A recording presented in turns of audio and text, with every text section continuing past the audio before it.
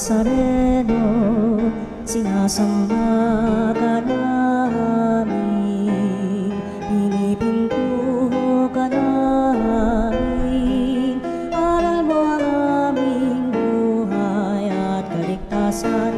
Nuestro Padre Jesus Nazareno, iligtas mo kami sa kamatayan, ang krus mong pinamatayan ay sagisag ng aming kaligtasan. Nuestro Padre Jesus Nazareno, dinarangal ka namin. Nuestro Padre Jesus Nazareno, inulwalhati ka namin. Nuestro Padre Jesus Nazareno, inarangal ka namin. Nuestro Padre Jesus Nazareno, inulwalhati ka namin.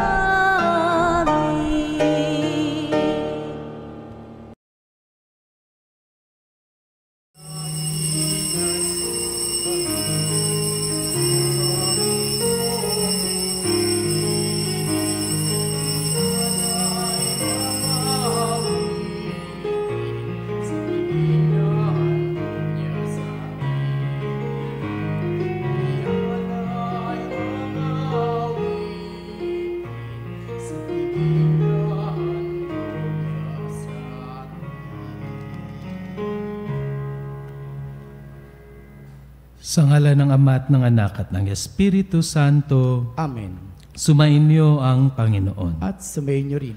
Mga kapatid, sa araw na ito ating ginugunita si Papa San Pio X. Kinilalang santo noong ika-29 ng Mayo taong 1954 ni San Pio X. Si San Pio X. ay mas kilala sa kanyang pagpapanibago sa liturhiya ng simbahan at sa pagbalik ng mas madalas na pangungumunyon. Nilabanan niya ang tinatawag na modernismo at binigyang diin ang pag-aaral ng banal na kasulatan.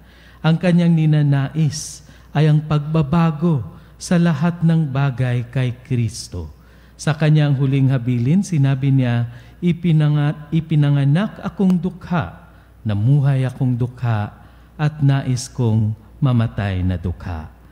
Para tayo ay maging marapat na gumanap sa ating banal na pagdiriwang, aminin natin mga kapanalig ang ating mga kasalanan at humingi tayo ng kapatawaran mula sa ating Panginoon.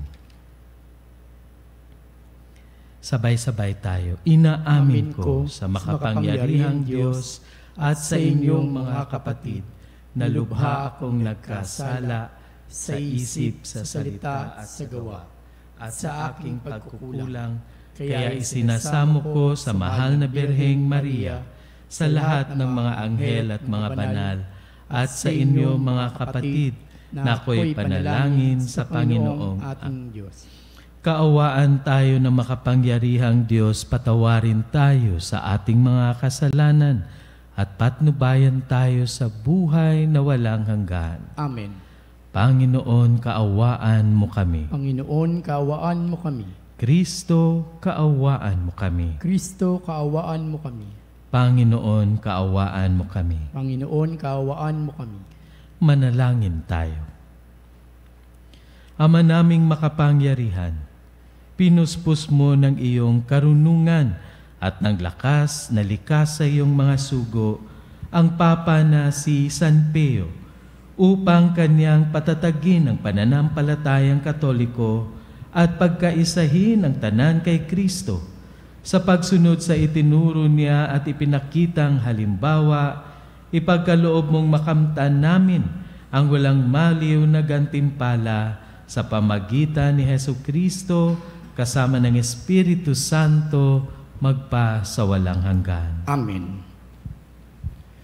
Ang salita ng Diyos mula sa aklat ni Propeta Ezekiel. Sinabi sa akin ng Panginoon, Tao, magpahayag ka laban sa mga pinuno ng Israel. Sabihin mong ipinasasabi ko, nakatakda na ang parusa sa inyo. Mga pinuno ng Israel, sarili ninyo ang iniintindi at hindi ang mga tupa. Iniinom ninyo ang gatas, nagdaramit kayo ng lana, nagpapatay ng mga pinatabang hayop, ngunit hindi ninyo pinapakain ang mga tupa. Bakit hindi ninyo pinalakas ang mahihina, ni ginagamot ang mga may sakit, ni hinihilot ang mga may pilay? Bakit hindi ninyo hinahanap ang nawawala, ni ibabalik ang nalalayo? Sa halip ay gagamitin ninyo sila sa kamay na bakal. Sila'y nangangalat at nilalapa ng mababangis na hayop pagkat walang pastol. Ang mga tupakoy nagkalat sa mga bundok, purol at sa lahat ng panig ng daigdig, ngunit walang ibang humanap sa kanila. Dahil dito, mga pinuno, dinggin ninyo ang aking sinasabi. Ako ang Diyos na buhay. Ang mga tupakoy pinapansala at nilalapa ng mababangis na hayop, pagkat walang nangangalaga. Hindi hinahanap ng mga pastol ang aking mga tupa. Sa halip na alagaan nila ang mga ito, ang sarili nila ang binubusog. Kaya makinig kayo, mga pastol. Pakinggan ninyo itong aking sinasabi. Laban ako sa inyo. Pananagutan ninyo ang nangyari sa aking mga tupa. Hindi ko na kayo gagawing pastol upang hindi na ninyo mabusog ang inyong sarili. Ilalayo ko sa inyo ang aking mga tupa at hindi na ninyo mapapakinabangan ang mga ito. Ito ang ipinasasabi ng Panginoon. Ako mismo ang maghahanap at mag-aalaga sa aking mga tupa. Ang salita ng Diyos. Salamat sa Diyos. Pastol ko'y Panginoon Diyos, hindi ako magdaraho. Pastol ko'y Panginoong Diyos, hindi ako magdaraho. Panginooy aking pastol, hindi ako magkukulang. Ako'y pinahihimlay sa mainam na pastulan, at tinakay niya ako sa tahimik na batisan. Binibigyan niya ako niyong bagong kalakasan. Pastol ko'y Panginoong Diyos, hindi ako magdaraho. At sang-ayon sa pangako ng kanyang binitiwan, sa matuwid na landasi, doon ako inaakay. Kahit na ang daang iyong tinmatahak sa karimlan, hindi ako matatakot, pagkat ika'y kaagapay, ang tungkod mo at pamalo, ang siyang gabay ko at sanggalang. Pastol ko'y Panginoong Diyos, hindi ako magdaraho. Sa harapan ng lingkod mo, ikaw ay may handang dulang. Ito'y iyong ginagawang nakikita ng kaaway. Nalulugod ka sa akin, na ulo ko ay langisan, at pati na ang kalis ko ay iyong pinapaapaw. Pastol ko'y Panginoong Diyos, hindi ako magdaraho. Tunay na ang pag-ibig mo at ang iyong kabutihan, sa saakit tataglayin habang ako'y nabubuhay. Doon ako sa templo mo, lalagi at mananahan.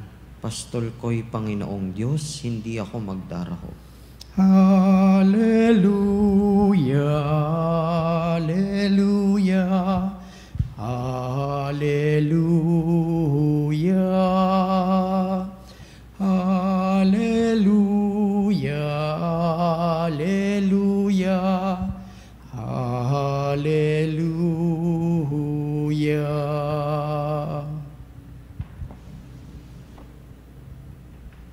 Sumainyo ang Panginoon. At sumayin niyo rin. Ang mabuting balita ng Panginoon ayon kay San Mateo. Papuri sa iyo, Panginoon. Nung panahong iyon, sinabi ni Jesus sa kanyang mga alagad, ang talinghagang ito, ang paghahari ng Diyos ay katulad nito. Lumabas ng umagang-umaga ang may-ari ng ubasan upang humanap ng mga manggagawa. Nang magkasundo na sila sa upa na 1 denaryo maghapon, sila'y pinapunta niya sa kanyang ubasan. Lumabas siyang muli ng mag-iikasyam ng umaga at nakakita siya ng iba pang tatayo-tayo lamang sa liwasang bayan. Sinabi niya sa kanila, Pumaroon din kayo at magtrabaho sa aking ubasan, at bibigyan ko kayo ng karampatang upa. At pumaroon nga sila. Lumabas na naman siya ng mag-iikalabindalawa ng tanghali at ng mag-iikatlo ng hapon, at gayon din ang ginawa niya. Nang mag-ikalima ng hapon, siya ay lumabas uli at nakakita pa ng mga ibang wala ring ginagawa. Sinabi niya sa kanila, "Bakit kayo tatayo-tayo lang dito sa buong maghapon? Wala pong magbigay sa amin ng trabaho sagot nila. At sinabi niya, "Kung gayon, pumaroon kayo at gumawa sa aking ubasan." Pagtatakip silim, sinabi ng may-ari ng ubasan sa kanyang katiwala, "Tawagin mo na ang mga manggagawa at sila'y upahan, magmula sa huli hanggang sa buong nagtrabaho." Ang mga nagsimula ng mag-iikalima ng hapon ay tumanggap ng tig-iisang denaryo, at nang lumapit ang mga nauna, inakala nilang tatanggap sila ng higit doon. Ngunit ang bawat isa ay tumanggap din ng 1 denaryo. Pagkatanggap nito, nagreklamo sila sa may-ari ng ubasan. Sabi nila, 1 oras lang pong gumawa ang mga huling dumating, samantalang maghapon kaming nagpagal at nagtiis ng nakapapasong init ng araw. Bakit naman po ninyo pinagpare-pareho ang upa sa amin? At sabi niya sa isa sa kanila, "Kaibigan, hindi kita dinadaya. Hindi ba't nagkasundo tayo sa 1 denaryo? Kunin mo ang ganang iyo at umalis ka na. Maano kung ibig kong upahan ang nahuli ng tulad ng upa ko sa iyo? Wala ba akong karapatang gawin ang aking maibigan sa ari-arian ko? O naiinggit ka lang sa aking kabutihang loob? Kaya't ang nahuhuli ay mauuna at ang nauuna ay mahuhuli." Mga kapanalig, ang mabuting balita ng Panginoon. Pinupuri ka namin, Panginoong Hesukristo. Ang huli ay mauuna at ang nauuna ay mahuli. Mga kapanalig, tayo ngayon ay Miyerkules sa 20 linggo sa karaniwang panahon at ating ginugunita si Papa San Pio Ika-10. Narinig natin sa ating mga pagbasa ang sobra-sobrang awa at habag ng ating Panginoon para sa atin, sa lahat ng naniniwala, nagtitiwalat, nananalig sa sobrang pagmamahal ng Diyos. Minsan di talaga natin mauunawaan dahil ang kanyang hustisya ay nababase sa awat habag at sa kanyang sobrang pagmamahal para sa atin. Sa sangkatauhan, sa kanyang sanlilikha. Para sa atin naman, ang makamundong hustisya ay ibigay mo sa akin kung ano ang nararapat. Husgahan mo ang makasalanan base sa kung ano ang dapat. Pero iba ang nararapat para sa ating Panginoon. Sa atin, ito kasalanan mo, sobrang karumal-dumal, patayin o ikulong panghabang buhay. O kung sa narinig natin na talinghaga, ito yung trinabaho ko. Ito yung iginugol ko na panahon at physical effort. Ito naging kontribusyon ko. Ibigay ang nararapat. Paano mga kapatid? Yung konting pinagtrabahuan, pareho ang ibinigay. Hindi pwede. Tama? Patas dapat. Kwentahin. Base sa per ora.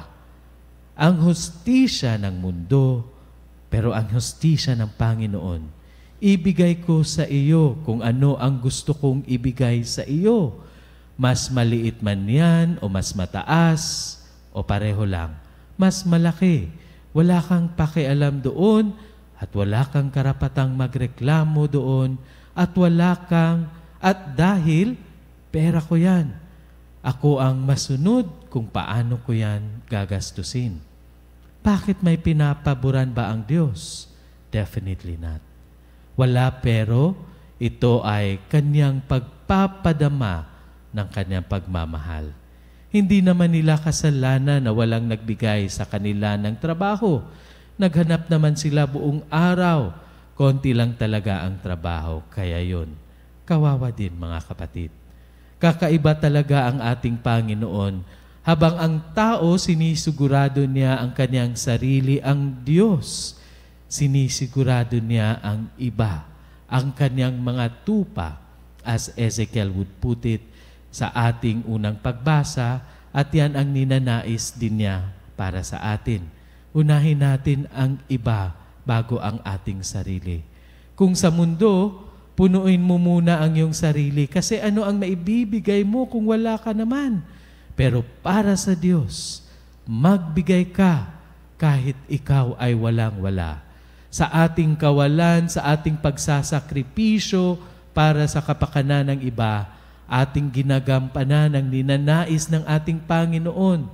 At dahil dito, hindi ka mawawalan, kapanalig, hindi ka mauubusan, ikaw ay mapupuno at sobra-sobra pa. Itong generosity ng ating Panginoon ay ang generosity na kanyang ninanais na magkaroon tayo. Isang generosity na nag-iisip sa kung ano ang the best para sa lahat at hindi lang kung ano ang nararapat.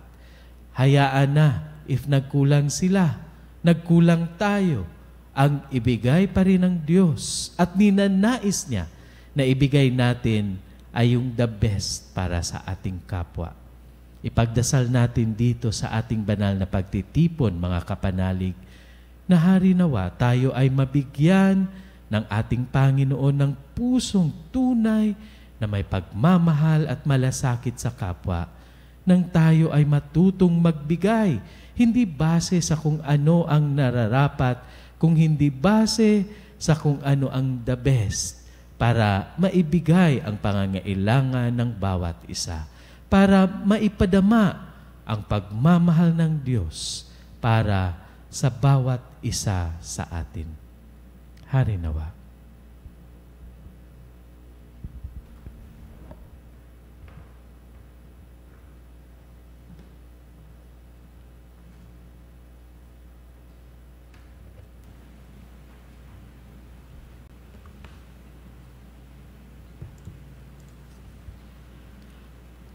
Ang pamamaraan ng Diyos ay hindi tulad ng sa atin, dahil ang kanyang katarungan at kagandahang loob ay higit pa sa ating turing at sukat.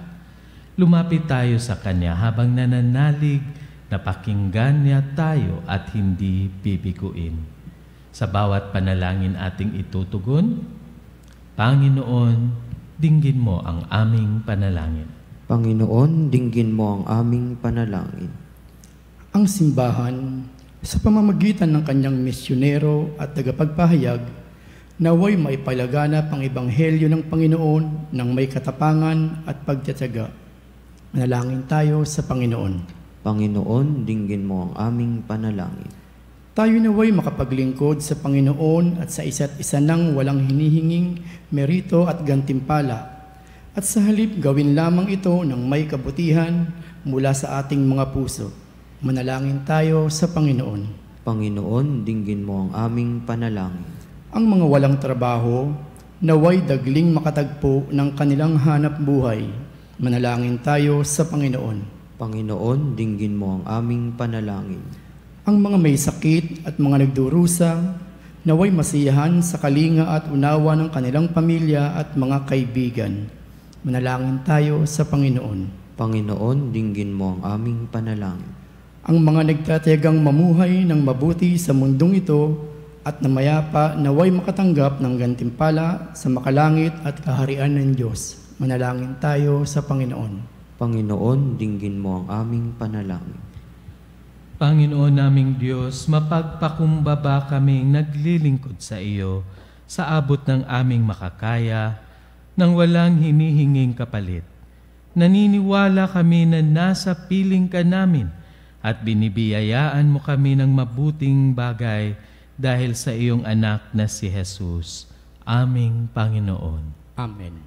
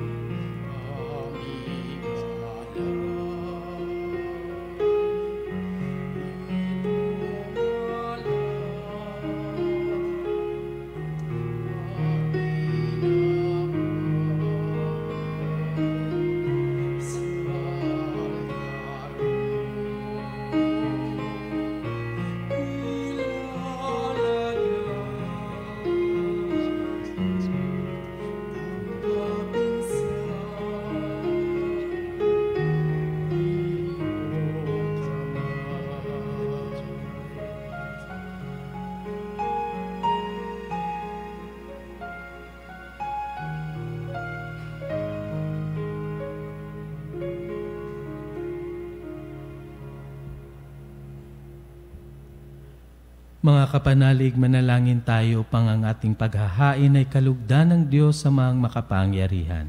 Tanggapin nawa ng Panginoon itong paghahain sa iyong mga kamay, sa kapurihan niya at karangalan sa ating kapakinabangan at sa buong sambayanan niyang banal.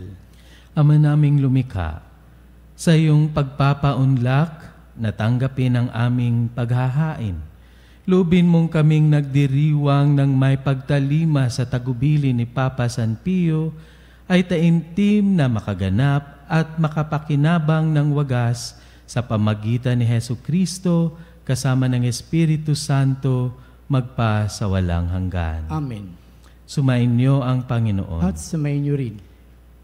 Itaas sa Diyos ang inyong puso at diwa. Itinaas na namin sa Panginoon. Pasalamatan natin ang Panginoong ating Diyos. Marapat na siya ay pasalamatan.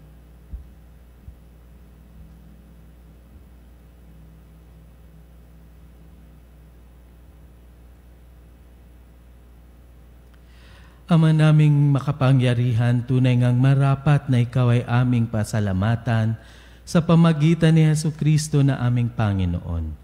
Ngayong si San Pio Ikasampo ay pinararangalan sa pamumuhay niyang totoong uliran at pagiging maaasahan sa panunungkulan, kaya't si Hesukristo na maasahan sa katapatan ay inihahayag sa pangangasiwa sa sambayanan. Ang malasakit ng mga ulirang tagapangasiwa noon ay nagpapatuloy magpahangga ngayon sa mga panalangin kanilang iniuukol. Kaisa ng sambayanan mong dito'y nagtitipon. Kaya kaisa ng mga anghel na nagsisiawit ng papuri sa iyo nang walang humpay sa kalangitan, kami nagbubuni sa iyong kadakilaan.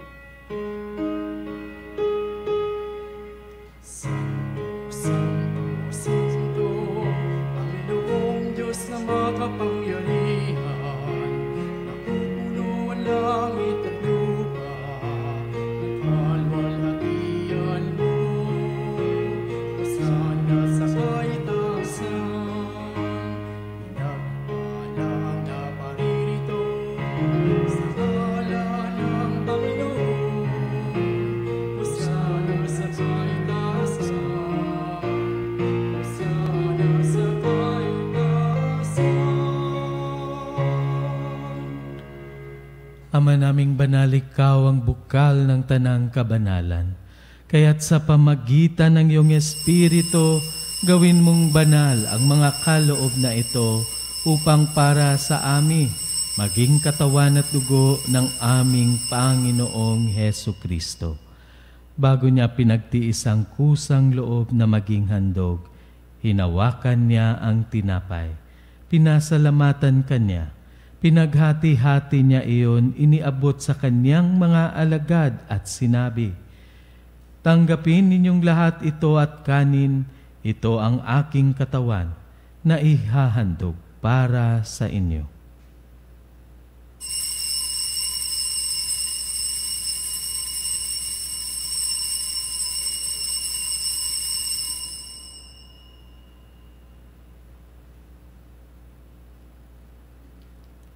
Gayon din naman nung matapos ang hapunan, hinawakan niya ang kalis. Muli kanyang pinasalamatan. Iniabot niya ang kalis sa kanyang mga alagad at sinabi, "Tanggapin ninyong lahat ito at inumin. Ito ang kalis ng aking dugo ng bago at walang hanggang tipan. Ang aking dugo na ibubuhos para sa inyo at para sa lahat sa ikapagpapatawad ng mga kasalanan. Gawin ninyo ito sa pag-alala sa akin."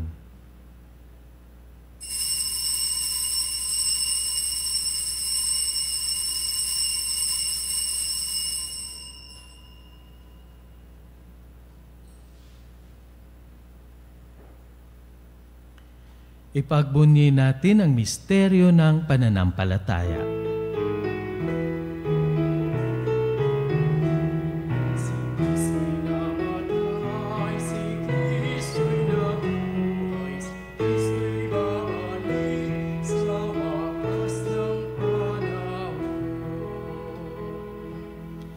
Ama, ginagawa namin ngayon ang pag-alala sa pagkamatay at muling pagkabuhay ng iyong anak.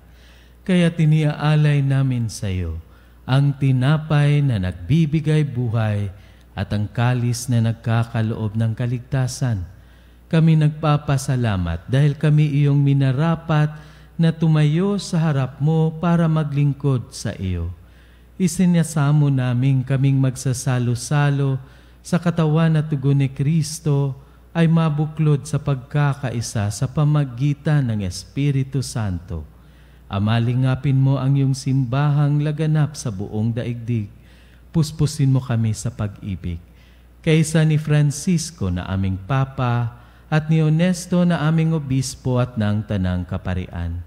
Alalahanin mo rin ang mga kapatid naming nahimlay nang may pag-asang sila'y muling mabubuhay, gayon din ang lahat ng mga pumanaw. Kaawaan mo sila at patuloyin sa iyong kaliwanagan. Kaawaan mo at pagindapatin kaming lahat na makasalo sa iyong buhay na walang wakas, kaysa ng mahal na Berheng Maria na ina ng Diyos, ng kabiyak ng puso niyang si San Jose, kaysa ng mga apostol, ni Papa San Pio Ikasampo at ng lahat ng mga banal na namuhay dito sa daigdig ng kalugod-lugod sa iyo, may pagdiwang nawa namin ang pagpupuri sa ikararangal mo sa pamagitan ng iyong anak na aming Panginoong Hesu Kristo. Sa pamamagitan ni Kristo, kasama niya at sa Kanya, ang lahat ng parangal at papuri ay sa iyo, Diyos Amang makapangyarihan, kasama ng Espiritu Santo, magpa sa walang hanggan.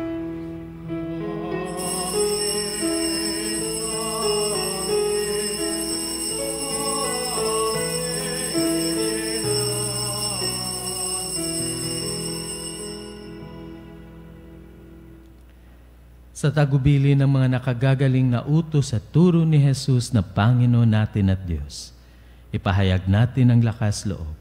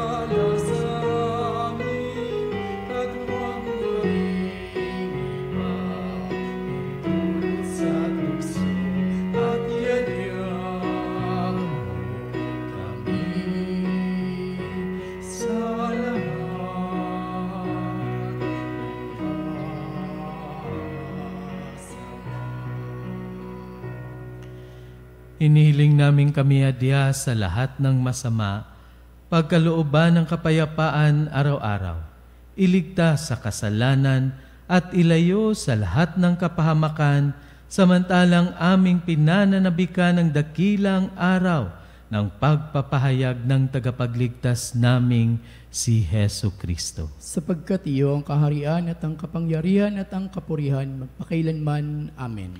Panginoong Hesu Kristo, sinabi mo sa iyong mga apostol, kapayapaan ang iniiwan ko sa inyo, ang aking kapayapaan ang ibinibigay ko sa inyo. Tunghayan mo ang aming pananampalataya at huwag ang aming pagkakasala. Pagkalooban mo kami ng kapayapaan at pagkakaisa ayon sa iyong kalooban, kasama ng Espiritu Santo, magpa sa walang hanggan. Amen. Ang kapayapaan ng Panginoon ay laging sumainyo. At sumayin niyo rin. Magbigayan kayo ng kapayapaan sa isa't isa.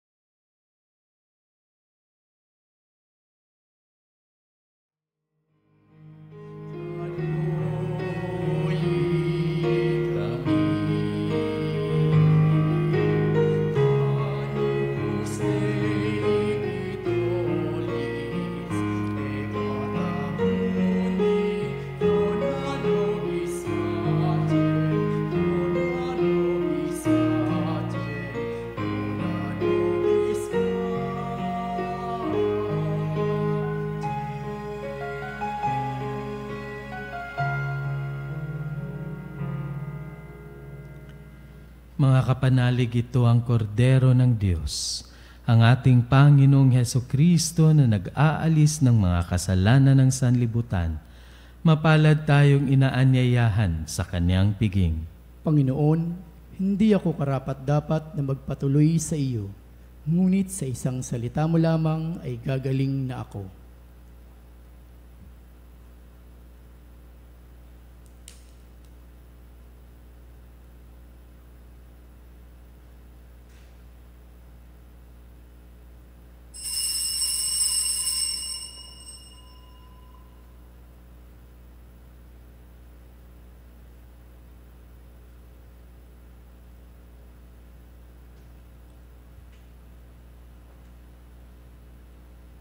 Mga kapanalig, ating dasalin ang komunyong espiritual.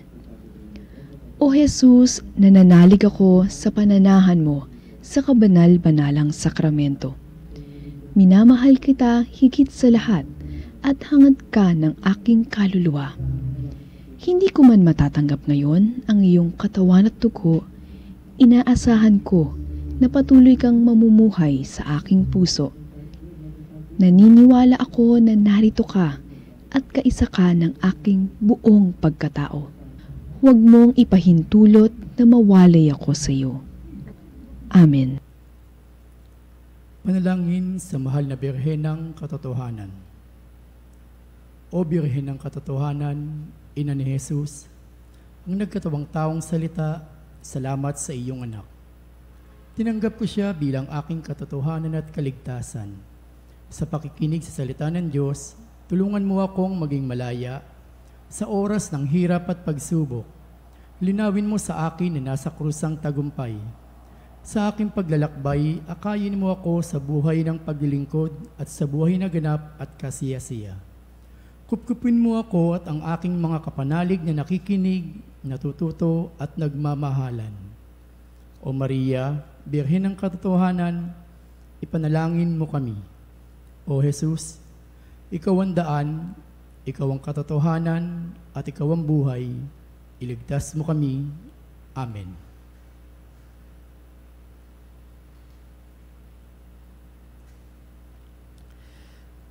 Manalangin tayo. Ama naming mapagmahal, sa pagunitan namin kay Papa San Pio, kaming nagsalo-salo sa banal na hapag ay magkaroon nawa ng pananampalatayang matatag at pagkakaisa sa pag-ibig mong matapat sa pamagitan ni Hesukristo kasama ng Espiritu Santo magpa sa walang hanggan. Amen.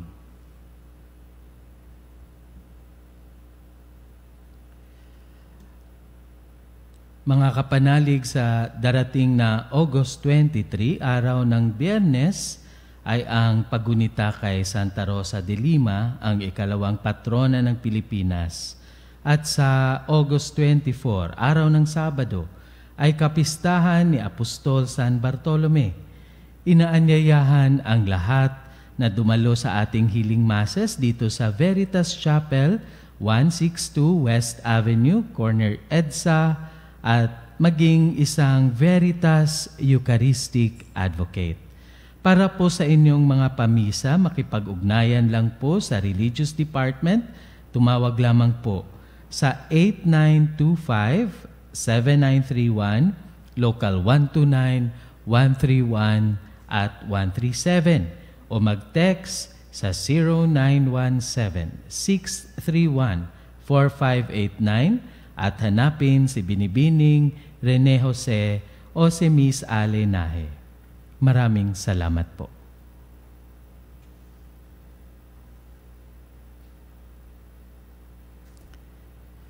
Sumainyo ang Panginoon. At sumainyo rin. At pagpalain kayo ng makapangyarihang Diyos, ang Ama, Anak at ng Espiritu Santo. Amen.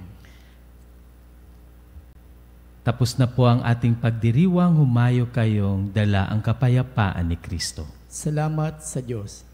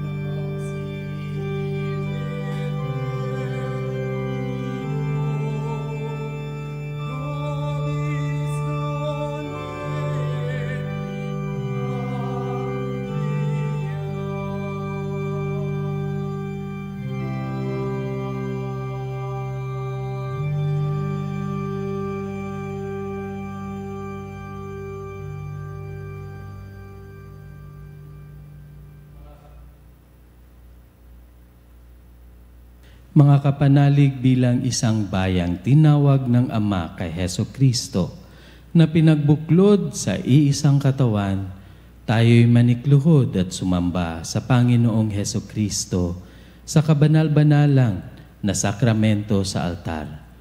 Sa sandaling ito ng pagpupuri at pagsamba sa banal na sakramento, alalahanin natin ang ating mga kapanalig na kasama natin ngayong nakikinig at nakasubaybay sa ating himpilan. Lalong higit ang ating mga may sakit at ang mga nakaratay sa banig ng karamdaman, ang mga nasa pagamutan at kanilang tahanan, at ang lahat na tanging sa Diyos lamang umaasa ng kagalingan. Gayon din ipanalangin natin ang mga nanghihina sa kanilang pananampalataya, ang mga nakararanas ng matinding kalungkutan, takot at pangamba, ang mga nawawala ng pag-asa at lakas ng loob. O Diyos, halina at kami tulungan. O Panginoon, magmadali ka sa iyong pagdamay. Papuri sa Ama at sa Anak at sa Espiritu Santo. Kapara noong una, ngayon at magpasawalang hanggan. Amen.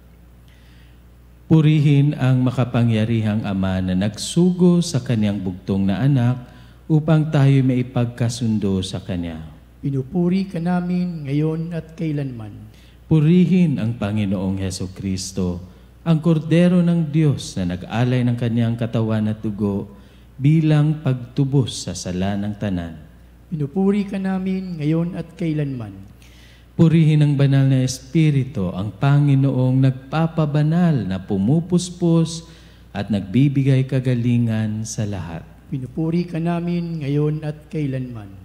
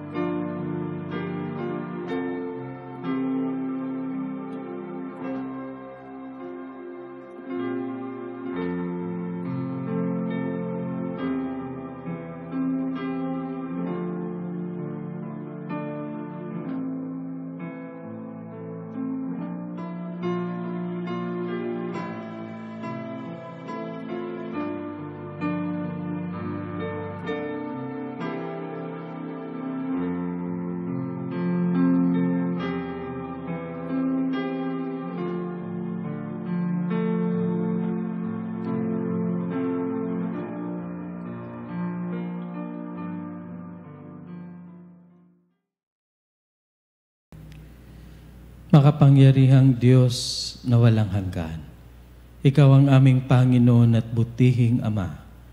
Sa iyong pagpapala, ipinagkaloob mo ang lakas sa aming kahinaan.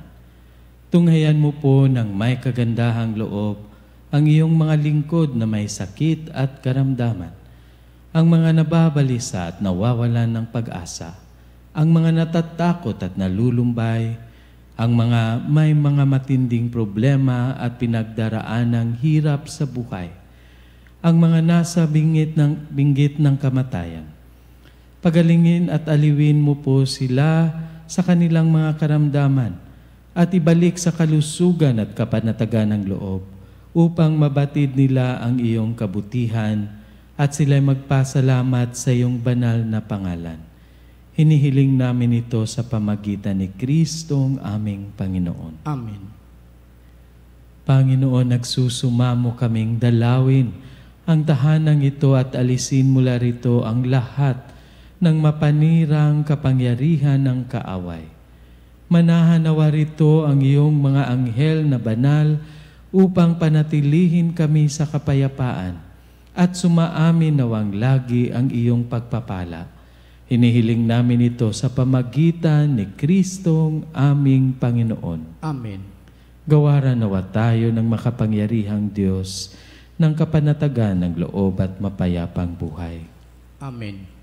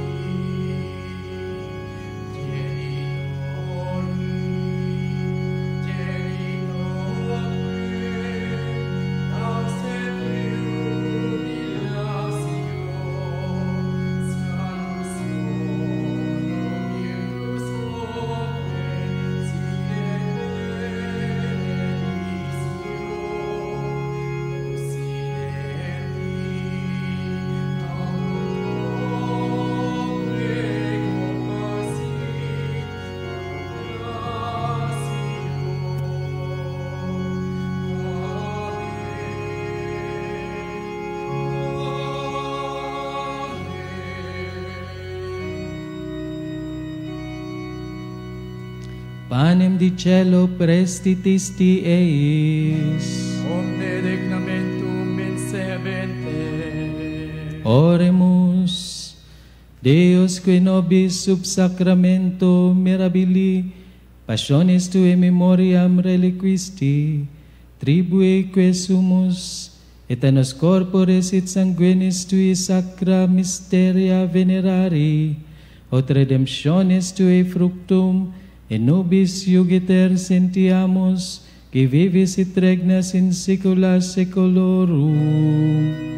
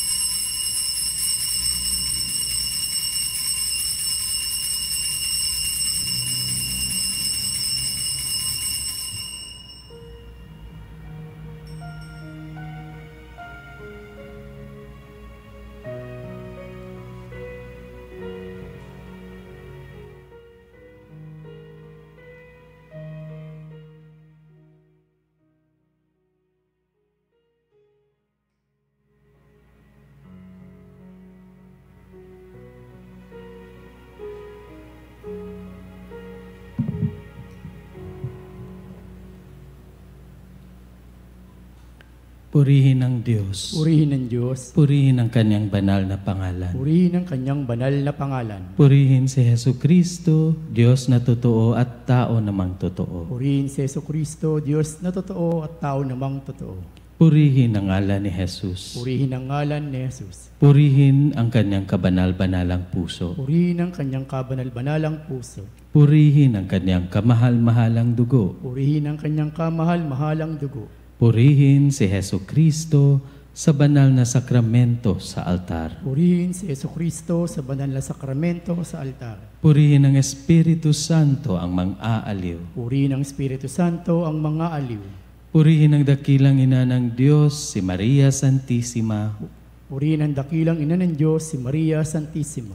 Purihin ang kalinis-linisang paglilihi sa Kanya. Purihin ang kalinis-linisang paglilihi sa Kanya. Purihin ang Kanyang maluwalhating pag-aakyat sa langit. Purihin ang kanyang maluwalhating pag-aakyat sa langit. Purihin ang ngalan ni Maria, Birhen at Ina. Purihin ang ngalan ni Maria, Birhen at Ina. Purihin si San Jose, ang kanyang kalinis-linisang esposo. Purihin si San Jose, ang kanyang kalinis-linitang esposo.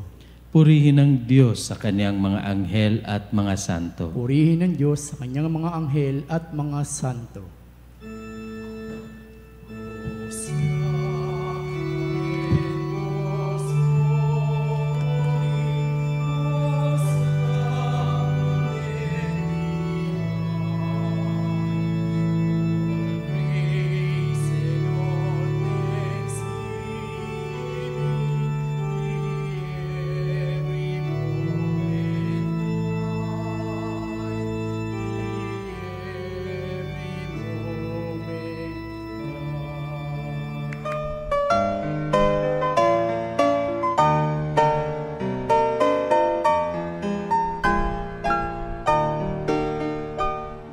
Nuestro Padre Jesus Nazareno, sinasamba ka namin, pinipintuho ka namin, aral mo ang aming buhay at kaligtasan.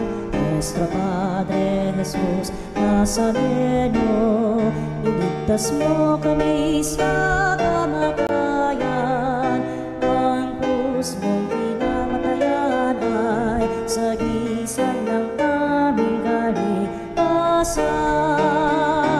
Nuestro Padre Jesus Nazareno, dinarangal ka namin.